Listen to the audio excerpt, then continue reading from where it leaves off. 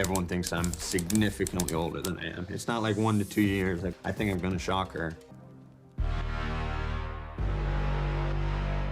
I'm 27 years old. Okay, Age of Attraction is a Netflix dating show built around one premise. What if you fell for somebody before you knew how old they were? 40 singles, speed dates, no age is revealed until both people decide to commit. The show's flagship couple was John and Theresa. John is 27, Theresa is 54. They had immediate chemistry. They chose each other in the finale. And then, about 6 months later, they broke up. I want to talk about why. Not because it's gossip, but because what happened between John and Theresa is one of the clearest illustrations I have seen on a reality show of something that happens constantly in modern dating, and almost nobody on the program named it correctly. So what was the show supposed to prove? The show's premise is that age is just a number, that if you remove it from the equation, people connect on things that actually matter: personality, energy, values. The promise room reveal is the dramatic centerpiece. You have already committed to this person, and now you find out they are 27 years older or younger than you. What do you do? That is an interesting experiment, and in some cases on the show, it produced genuinely interesting results. Pfeiffer and Derek found a quiet, respectful dynamic. Andrew and Libby were still navigating it. Logan proposed to Vanessa at the finale. But with John and Theresa, something different happened. The experiment stopped being about whether age was a barrier. It became about whether John could fix something in Theresa that had nothing to do with him. The show set out to prove that age does not matter if the connection is real. What it accidentally demonstrated is that no connection, however real, can survive one person's unresolved relationship with themselves. So what actually happened, the facts? Let me be precise about what happened because the details matter. From the moment they met, John was all in. Theresa was drawn to him. She described their connection as, quote, too good to be true. But from the moment their ages were revealed, Theresa expressed consistent reservations. Not about John as a person, about what people would think, about the, quotes, outside perception of everybody in the universe, as she put it, about the fact one of her sons is 2 years older than John. John's response to this throughout the show was consistent. Quote, I'm only stressed about it because you're stressing about it. Quote, the age isn't an issue unless we make it an issue. He was patient, reassuring, and entirely focused on solving a problem that was located in her, not in him. The specific incident that ended the relationship happened after filming. They were in New York. They had drinks with John's sister Sarah and another cast member. Theresa felt excluded from the conversation. She described feeling like they were discussing age-related things that left her out. She declined the dinner, she went back to her hotel, and in her words, quote, spiraled. The relationship ended because of that night. Not because of anything John did, because of how a social situation made Theresa feel about her own age. And because John, according to Theresa, quote, did not have the words to make her feel better about it. At the reunion, Theresa said, quote, I was just dying for some support, some reassurance of some sort, and I didn't get any. John's response was clear, quote, you deserve to be comfortable with who you're with, and I deserve the person I'm with to be comfortable with me. That is the most honest line anybody said on the entire show. I don't deserve to date someone who texts me, I feel disgusting with you. So next I'll look at the real problem, what nobody named. Here is the thing that the reunion glossed over that I want to name directly. Theresa entered the relationship without having made peace with her own age. She signed up for a show specifically designed around age gap dating and then spent the entire run of it struggling with her own age. That is not John's problem to solve. That is not John's sister's fault. That was the foundational issue, and it was present from the first episode. From the moment their ages were revealed, Theresa said she would probably have never dated him if she had known his age beforehand. If she thinks the age gap is more significant than she expected, than she thinks, than she feels, yeah, it could affect us for sure. She worried what her children would think. She worried about public perception. She refused, at one point, to tell her own children how old John was. She described feeling, quote, disgusting being with him. Those feelings are real. They are understandable, but they are hers. They are the product of her unresolved relationship with aging, with outside perception, with her own self-worth. And the person who ended up carrying them was John. Watch what John did across the entire run of the show. He reassured, he explained, he advocated for the relationship. He told her sister about Theresa's age, her children, the age gap, trying to manage every piece of external friction so Theresa did not have to feel it. At the reunion, he was still trying, still explaining, still attempting to be the solution to a problem that was never his to solve. That is what gaslighting does in reverse. Not deliberate manipulation, but a dynamic where one person's emotional instability becomes the other person's responsibility to manage. John was not the source of Theresa's insecurity, but he was expected to be the cure for it. And when he could not be, because nobody can be, she experienced it as abandonment. That is not specific to age gaps. This is one of the most common problems in modern dating. Somebody arrives in a relationship carrying unresolved pain about their age, their past, their self-image, their worth, and the new partner is unconsciously assigned the job of fixing it. When the new partner inevitably fails at this job, the relationship ends. And the person with the unresolved pain moves on to the next relationship, carrying the same weight, looking for the next person to fix it. You cannot fix someone else. They fix themselves. If someone enters a relationship without having done that work, the relationship becomes the therapy and the partner becomes the therapist. Nobody signed up for that, and it's not fair to ask them to do it. At the reunion, Theresa said, quote, "If I were to put a percentage on it, I would say 95% of the people out there are totally in support of me, cheerleading me." She framed the experience as a story of women's empowerment, of sparking a conversation about age gap relationships. She's not wrong that those conversations matter. Now look at who resourced that framing. Leah, another older woman on the show who was left by Chris at the commitment ceremony. He had her own post-show reflection. Her stated takeaway, quote, "Never be afraid to speak your truth." Two older women, two relationships that did not work, and the lesson both arrived at was about voicing their experience, not examining it. That phrase, speaking your truth, deserves scrutiny.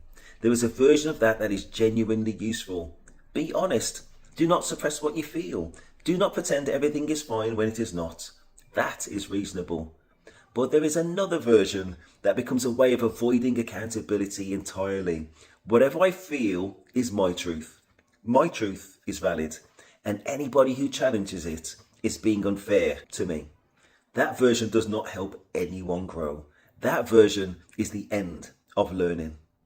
Here is the problem with that framework stated plainly. There is one reality, not your reality and my reality and everyone's valid perspective.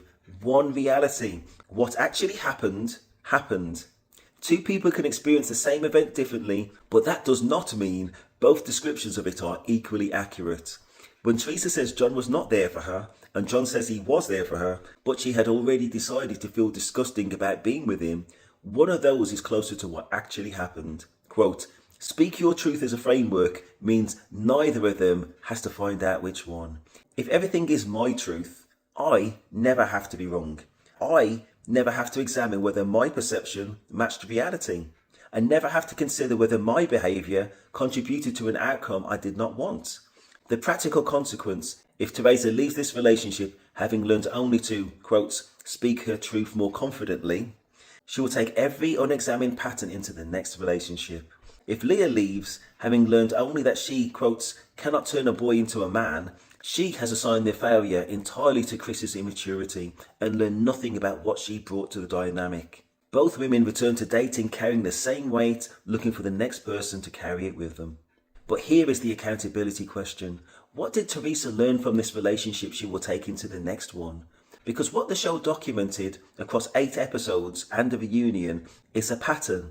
Anxiety about age, transferred to John, John providing reassurance, Theresa feeling better temporarily, anxiety returning at the next external trigger, John expected to fix it again. That pattern was never examined. It was never named as a problem with Theresa's internal state. it was consistently framed as a problem with John's inadequate support. In Theresa's telling, John was never there for her. In John's telling, he was there, but she had already decided to feel disgusting about being with him. Both of those accounts cannot be fully true, and the question of which one is closer to reality has real consequences for what Theresa does next. If she never learns that age anxiety is hers to resolve, not her partner's to manage, she will take that into the next relationship and the one after that. And the person on the receiving end will one day be paying the price for work that has never been done. So next I'll talk about the actual lesson. The age of attraction set out to prove that age does not have to be a barrier, and in some of its couples, it made a reasonable case. The lesson I actually took from it is different, and it has nothing to do with age. The lesson is a red flag is a red flag regardless of age, race, job, or the specific shape of the packaging. And the most important red flag of all is someone who has not yet done the internal work required to be in a relationship, but is in one anyway. Theresa told the camera in episode 1 that she was looking for a, quote, emotionally available man. What the show documented is that she herself was not fully emotionally available to the relationship, to John, or to her own unresolved feelings about who she is at 54. That is not a criticism of her as a person. It is an observation about readiness. You have to be ready to date before you date. Not perfect, not healed from everything, but ready, meaning you have done enough work on yourself that your unresolved pain is not automatically transferred to the person you are with. Because if you accept somebody who is broken from the start, if you enter a relationship with somebody who has not done that work, you take on a weight that was never yours to carry. And when you eventually put it down, because you will, the relationship ends. Not because you failed, because you were never the solution. John did nothing wrong. He showed up, he was patient, he was consistent, he was trying to be in a relationship with someone who was simultaneously trying to decide whether to be in one or not. At the reunion, he said it plainly, you deserve to be comfortable with who you're with, and I deserve the person I'm with to be comfortable with me. He was right about both halves of that sentence. So in conclusion, Age of Attraction is worth watching, not because it proves age does not matter, that verdict is more complicated than the show admits, but because it shows you, with unusual clarity, what unresolved personal work looks like when it enters a relationship, and what it costs the person who loves someone carrying it. The age gap was not the problem, the red flag was there from the beginning. John just liked her too much to see it clearly. Most of us have been there. If this gave you something to think about, like and subscribe. This channel usually covers political accountability, institutional power, and what happens when people in positions of responsibility avoid it. Same principles, different context. And thank you. Okay, now the fun part. Gonna make me chuckle. Applying now for season 2. I think not. Maybe if they change those presenters. Listen, I don't want to jump on them because maybe they're a little bit kind of unsure and goodness knows how many gigs they've done previously, but I really don't think. If you look to the top part of this screen, there was a reunion that lasted 2 hours 52. The first thing that shows is that they can't edit. Come on, let's be realistic. And they spent way too much time, even though I was kind of mildly entertained by the whole John and Theresa situation. It went on a little bit too long. So let's look at the comments. I had to run to the comments to make sure we are all on Team John. Sure is. Sure is. Theresa, we all watched the show. You made Agent Issue multiple times. Amen. Let's look at those replies. Like completely correct. He was sick of her. Oh, let's see what this one says. But you only see what they show on the show. It's literally months of their lives brought into a few hours. Look at it that way. George was acting on camera, trying to paint himself super aware of his image. That's the lawyer in him. There's maybe some truth in that. But listen, if they're talking about Theresa, if you see that same pattern again and again and again and again and again and again and again, that's who you are. That's what we saw. That's what we took from it. And to be honest, in that reunion, there wasn't 1 ounce of learning. There wasn't 1 ounce of empathy. He's 27. 27. Now, whilst I accept that 27 is still a grown man, he's obviously not fully mature in relation to somebody that's double his age. And the amount of understanding that she gave for that 27-year-old who's younger than her son, Oh my gosh. Not only the life experience, I don't want to look into it too much, but how much empathy does she offer? Okay, here we are. Right, so no piece of media has ever proven the need for editors more than this reunion. 2 hours 52. Oh my gosh, who does that? Who does that? You're lucky I had nothing else to do. I was just doing some editing and things like that. I had it on in the background. And I was thinking maybe I'm going to do a video. The average person is not seeing through 2 hours 52 of something that's never been edited. Clearly don't have the budget for it. Anyway, what are you saying, Beth? I don't want to date anymore. I don't want to date anybody who has kids and is divorced. Says the man who has 2 kids and is divorced. Fair comment. I guess it depends on how old the kids are. If your kids are like, I don't know, moved out, or they don't live with you. Anyways, I take the point. If somebody told me they feel disgusted with themselves because they're dating me, I would shut down too. Yeah? Oh my God, listen, guys, straw poll. What are the circumstances where somebody tells you they're disgusted with you and you're thinking, I think I'm going to stick with it. Now listen, this guy, and I was thinking about what his background is, and I'd be very interested to know, because there were so many things that he turned a blind eye to and took it on his shoulders of blame. You know what I mean? Whereas to everybody else, and in these comments already, we could see where the blame was and how he was trying to fix it. And in reality, he had already tried. He should have reached this quota of, listen, this ain't never going to change. And in fact, if you think back to my video, listen, the person that you meet more or less needs to be ready to have a relationship, and that most definitely wasn't her. She brought significant issues so that from day one and 6 months later, still there. Listen, shouldn't be a 6-month window. The beginning should really be the honeymoon period, quotes. That wasn't there at all. And I guess he probably loved her on some level, because it has to go beyond the infatuation to last that long. But all of that is a lesson for this youngish man. If you see a red flag, that is what it is. You got to respect it. And if you ignore it, then you've got to own it. That's it. And that person, if she's broken or he's broken, if you want to look at it in reverse, that is what you're taking on. And that's not what you should take on. What they should do is fix themselves before they get into a relationship. That's my advice. And if you take it on, well, you got to own it. Go in there and just blame yourself. There you go. Word to the wise. John, we are on your side. 100%. The dog piling on John was wild. He was not in the wrong. Theresa is insane. I don't know what the dog is, but everybody, the hosts, had nothing to kind of save John at all. I think he was just trying to play it safe, the host, and just by piling on, having no balance whatsoever. Now, normally in any kind of interview, you might just counterbalance somebody. Somebody says it's left and you play devil's advocate, well, say it's right. What did you consider right? Somebody said it's right, you play devil's advocate, well, did you consider left? No, host, no, John, well, you are the worst person in the world. Not.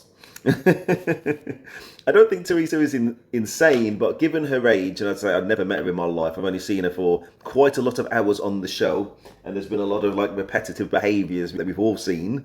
I don't think she's a bad person, but it's quite clear, I don't want to go too far of narcissism, but learned nothing in terms of how to manage a relationship. Now, I would guess from her reaction, she's more used to dating people of older ages, who maybe have a little bit of stature, and we will never know whether she's more reasonable or not. But most definitely, what she has not done is bring her experience to this relationship to know how to handle this younger man, other than to try and pigeonhole him and make him feel like the worst, most undeserving, inadequate person in the world. We all saw it. And John, you most definitely are not. You are in your prime, young man. And my advice, I guess, is listen, one thing you will learn throughout your life, you're always too young, too old. You are either too broke, too rich. You are either not confident or you're too confident. Be yourself, young man. You got so many things going right for you. You're well presented. You know your mind. You're obviously somebody who sticks with it. And I hope that he doesn't let this experience turn him off. Dang. Watching everybody gaslight John in real time was wild. The hosts should be ashamed of themselves. Absolutely. I think I've already covered that one. Theresa was self-sabotage in the relationship. Theresa never gave up on self-sabotage, man. That was stamped in her DNA. She's not built for this show. Why she ever thought to go on it? Nobody knows. Maybe she wanted some kind of light flattery. I say, but she was just going on this presumption for what she said, that he was in his late 30s and wasn't. That's another life lesson. But, you know, if she loves this man or she likes the man or there's enough great things about this guy, why would age still get in the way? And that's the whole premise of the show, is because basically, if you insist on a problem, then that problem will exist. If you insist, it will exist. There you go. And just to be more, why does Libby sound more mature than Therese? That is so true in her own little way. And I'm trying to think who Libby is. I'm not 100% sure, so I'm going to move on. If it's that little blonde girl, then that is a damning indictment. Whichever younger girl it is, that is a damning indictment to this older lady. Just is what it is. I literally will not watch another season if they treat people how they treated John. That was crazy. It was. And just to finish, why does Theresa feel like John is responsible for her insecurities? Oh my gosh, brother, sister, who's it? Maggie? Maggie, watch my video, man. Watch my video. I've got a series of videos. I'm thinking the same thing as you. Together, we'll get there. Anyway, please like and subscribe. It's all good fun. Put your thoughts in the comments, man. We'll get to the bottom of this thing. That is Steve, and I'm out.